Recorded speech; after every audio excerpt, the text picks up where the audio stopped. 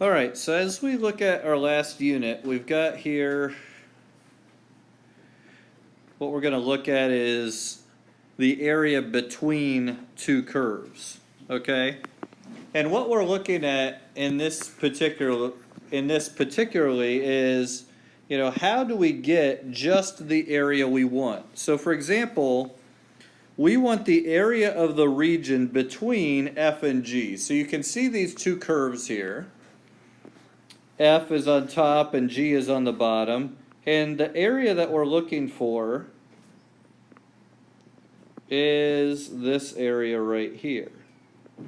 Are you using two integrals, pretty much? Okay. Well, you can do it as two separate integrals. We're actually going to look at how to do it with just one. Okay. And actually, you see the formula right there. It would be the integral from A to B. Oops, sorry. I got a little too much even in there. From A to B, we want the area between these two curves. So I should cut it off right here at B and at A. So it doesn't even go all the way over like that. Okay? All right? So you see what we have. We have this case, and typically the integral is going to give us the area all the way down to the x-axis. Okay, so breaking down this formula that you see at the bottom, it's the integral from a to b of f of x minus g of x. We subtract the two functions. Okay, and where that's derived from is just really using logic and the properties that we know for integrals. For example, I know that if I have two integrals that are subtracted, as long as the bounds are the same, it has to be the same a and b, I can put them together in under one integral to be f minus g and take the integral once, okay? Where this can be beneficial is if these are both, say, polynomial functions, I might be able to simplify and get a simpler thing to integrate, okay? But notice graphically what's happening here.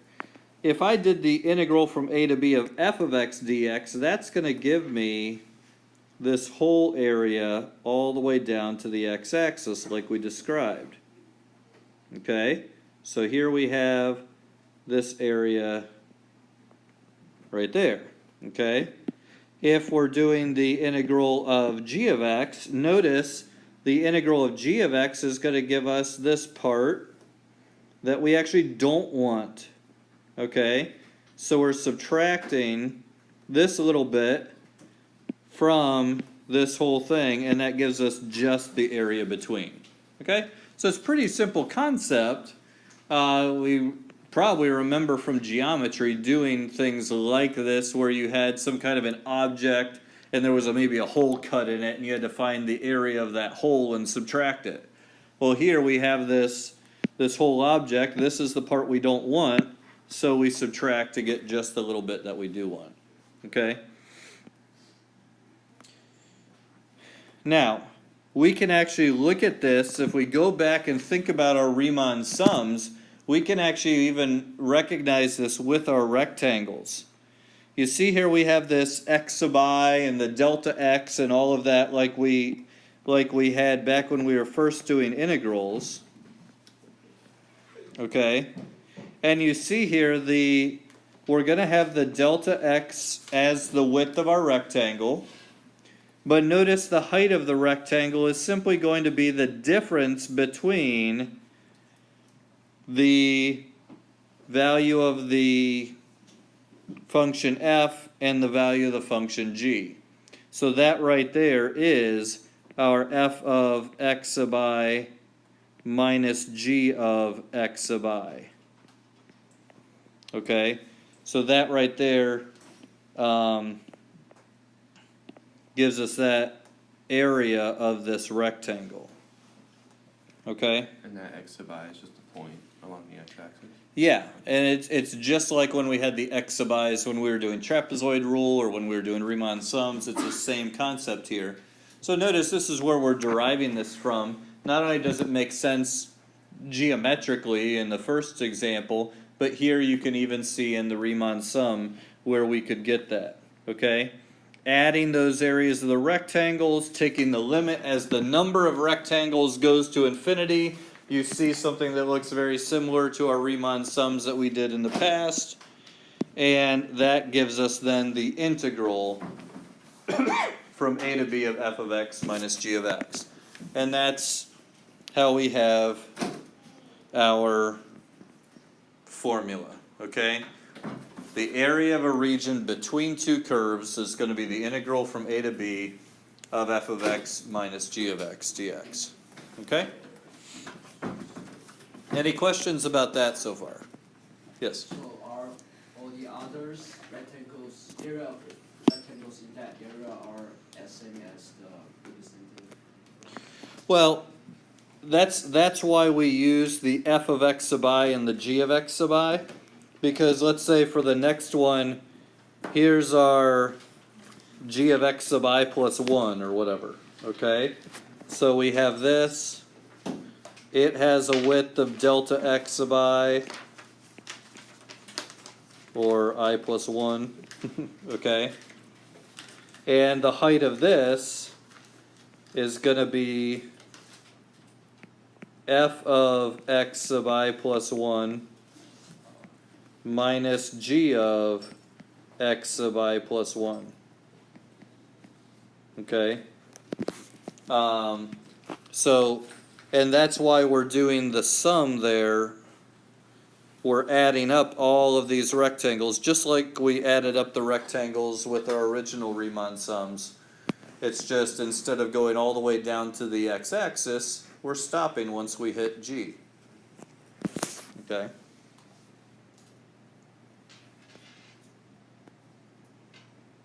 Okay. So let's see this in action a little bit here. Our first example, find the area of the region bounded by, and it gives us 4 graphs, okay? Sketching these is going to be essential.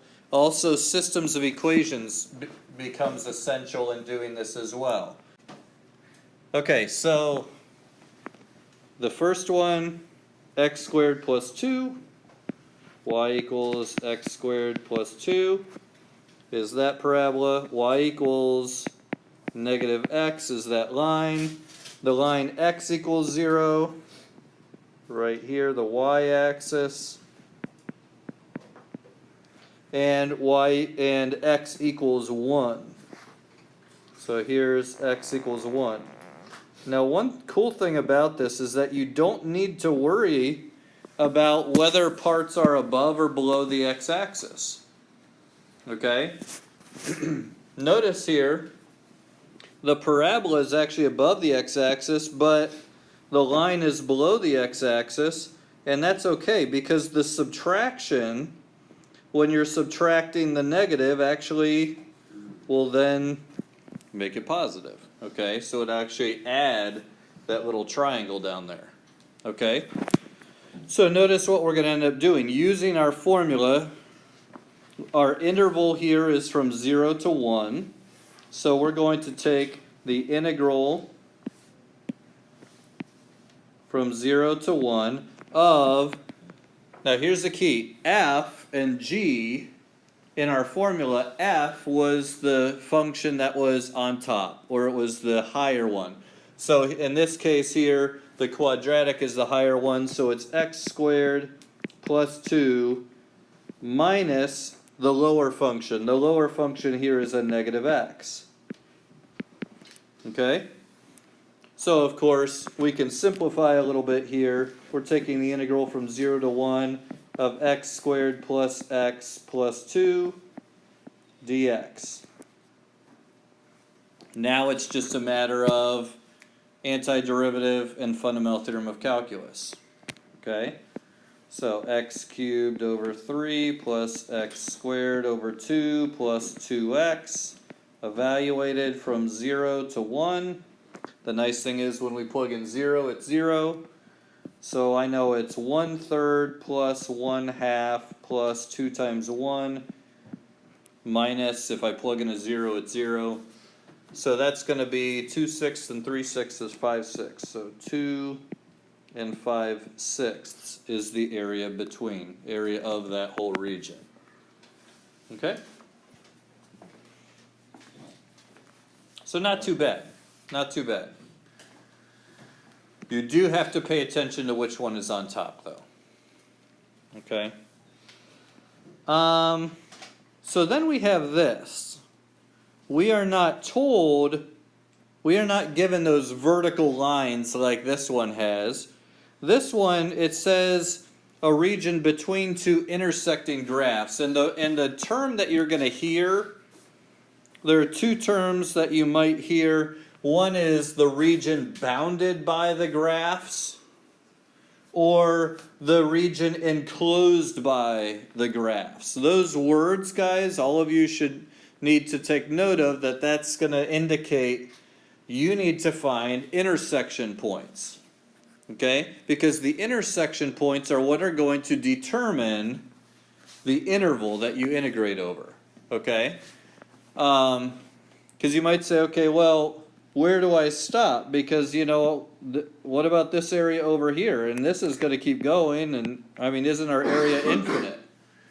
Well, theoretically, yes, if we don't define that term bounded by or enclosed by properly. Okay? So when we say that, we are talking about finite areas that are completely surrounded by the two functions. So, like we see in this case, we have an intersection point over here, and it's going to be just this portion here. Okay? So, the first thing that we need to do is we need to have a sketch if we don't already, because that will tell us which one's on top and which one's on the bottom. Okay, so I see here that the quadratic f, 2 minus x squared, is on the top. So I know I'll be taking the integral of 2 minus x squared minus the g of x. So g of x is just the line y equals x.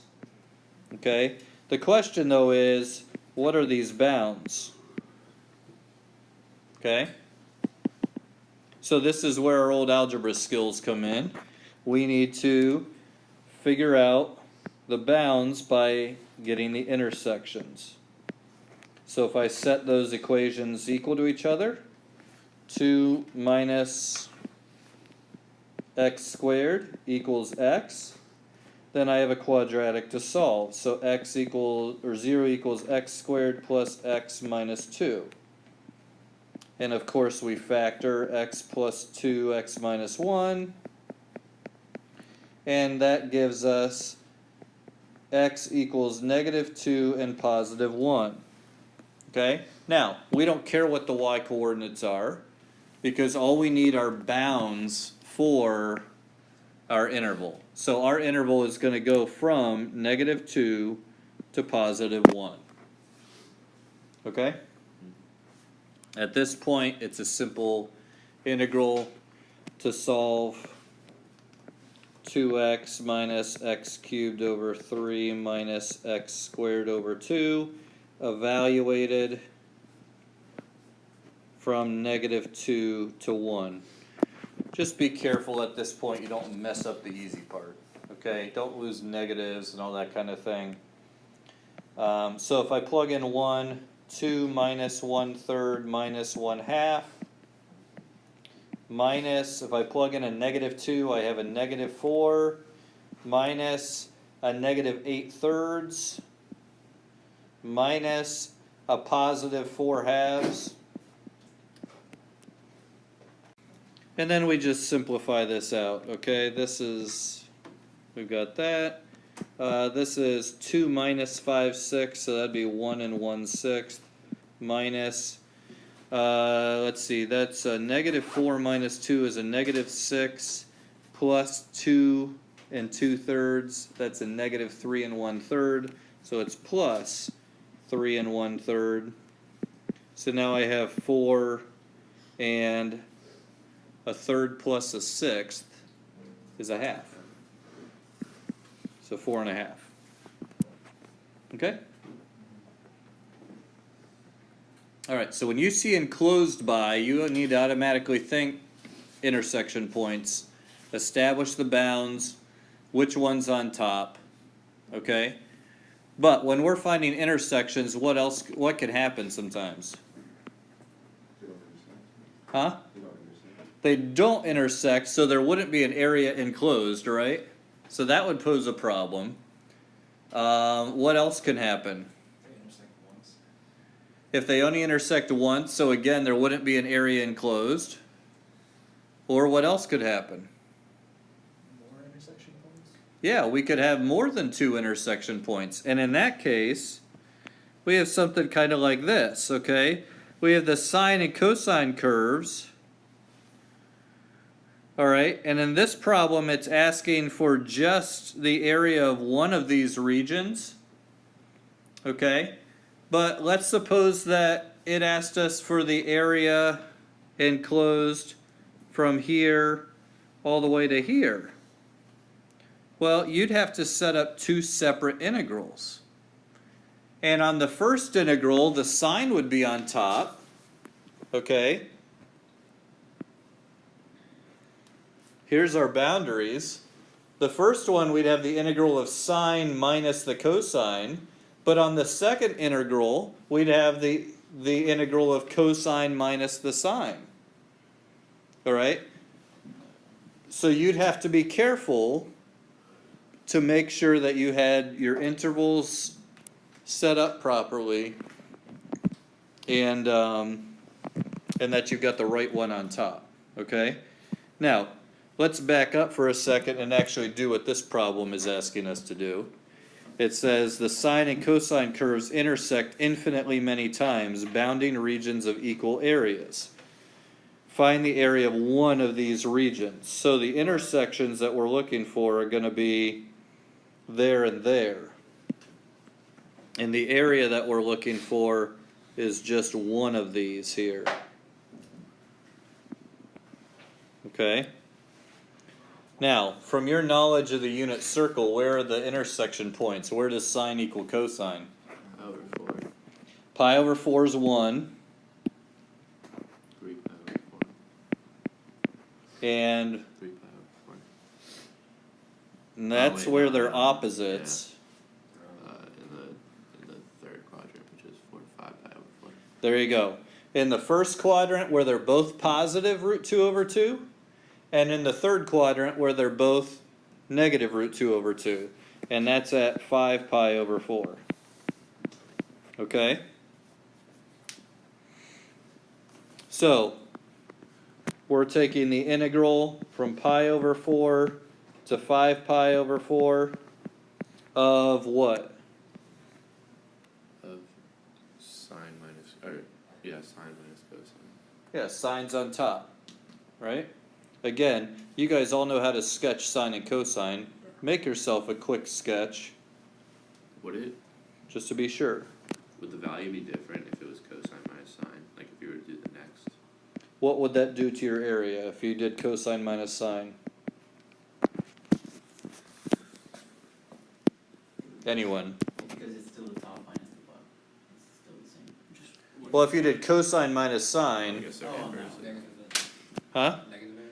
You'd get the opposite, yeah. Well, no, for the next one. Like for the next Okay, one. the next one you do from 5 pi over 4 to, it would be 9 pi over 4. That one you could do cosine minus sine, and you'd get a positive area. If you accidentally, and that guy is where this can be, you know, you don't have to redo work you've already done. Let's say you accidentally did it as cosine minus sine, and you get all the way to the end and you get negative something. Don't redo the whole problem. Okay? Think and say, okay, I just got this backwards. So I went bottom to top instead of top to bottom. I just need to make that answer positive. And if you're showing, to show your work on like a free response or something, go ahead and just write a note. Reverse the functions, area should be, and write your final answer. Okay? There you're communicating that you know what you're supposed to be doing. Okay? You can kind of think of it as, we're going to take the absolute value of the difference. Okay? Alright, so let's just wrap this one up. And integral of sine is Negative cosine. negative cosine minus, what's the integral of cosine? Sine. We evaluate this from pi over 4 to 5 pi over 4. And we already know that everything's root 2 over 2 or negative root 2 over 2. So it's just a matter, this one is going to be you got to be careful keeping your negatives straight. So it is a negative cosine of 5 pi over 4. So negative root 2 over 2 minus sine of 5 pi over 4 is also a negative root 2 over 2 minus a negative cosine of pi over 4 is positive root 2 over 2 minus the sine of pi over 4 is a positive root 2 over 2. Okay? So here we have a double negative and a double negative. So that's a plus 2 root 2 over 2 minus a negative root 2 root 2 over 2. So there we've got another double negative. And now we've got a 4 root 2 over 2, which is just 2 root 2. Okay? So the area enclosed by one of these little sections is going to be 2 root 2. If I looked at a full period, what would the area enclosed be? Double that. Double that. Okay? If I looked at from 5 pi over 4 all the way to 9 pi over 4, one full period, or if I looked from 0 to 2 pi, even though it doesn't go intersection point to intersection point, it's still going to be the same. It would be 4 root 2. Okay? All right.